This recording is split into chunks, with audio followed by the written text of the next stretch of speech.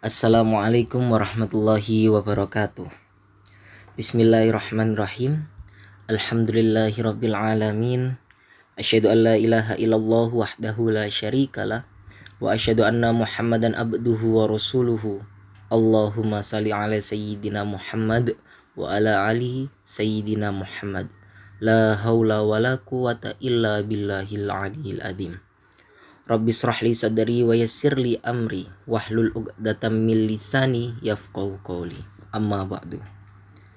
Rasa syukur senantiasa kita haturkan kehadirat Allah Subhanahu wa taala karena atas segala berkat, rahmat, nikmat, ridho serta hidayahnya kita masih diberikan kesempatan ini dalam keadaan yang sehat walafiat. Tak lupa sholawat serta salam senantiasa tercurahkan kepada Nabiullah Muhammad sallallahu alaihi wasallam, karena beliaulah yang membimbing kita dari jalan yang gelap gulita menuju jalan yang terang benderang, yakni Adinul Islam.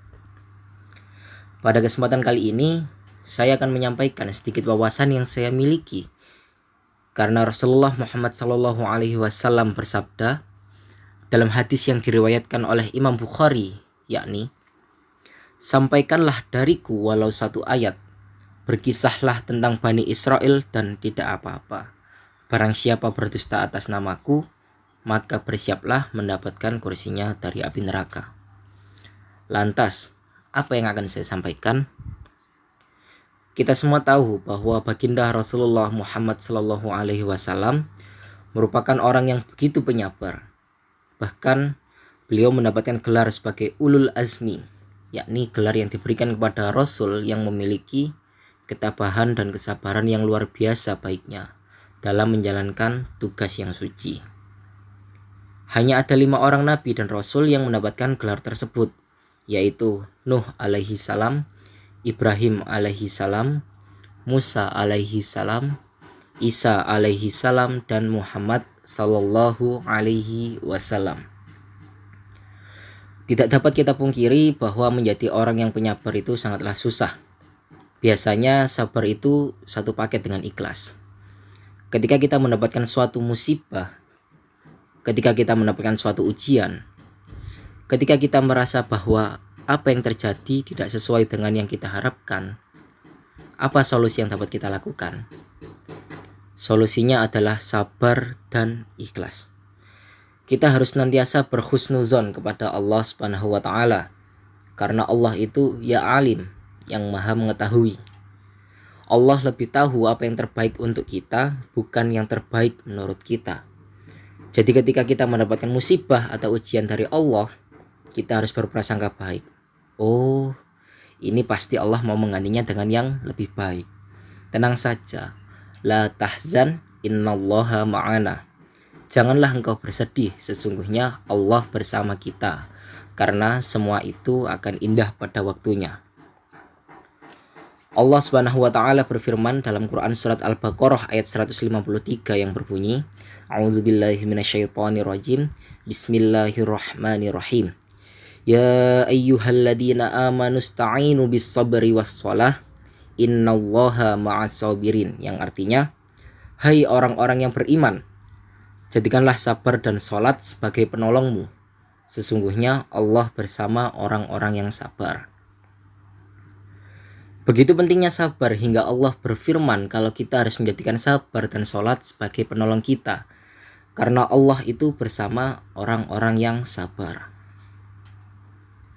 Ada suatu kisah, salah seorang sahabat Rasulullah yaitu Umar bin Khattab, seorang jawara yang paling ditakuti di Mekah pada saat itu.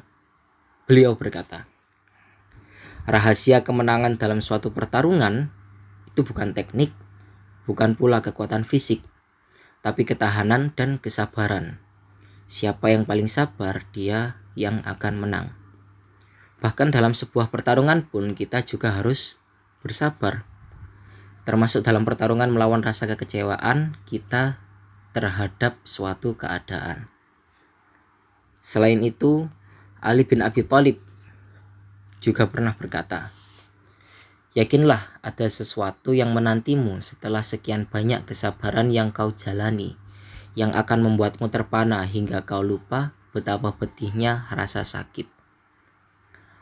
Lalu bagaimana hakikat menjadi seorang sabar yang sebenarnya?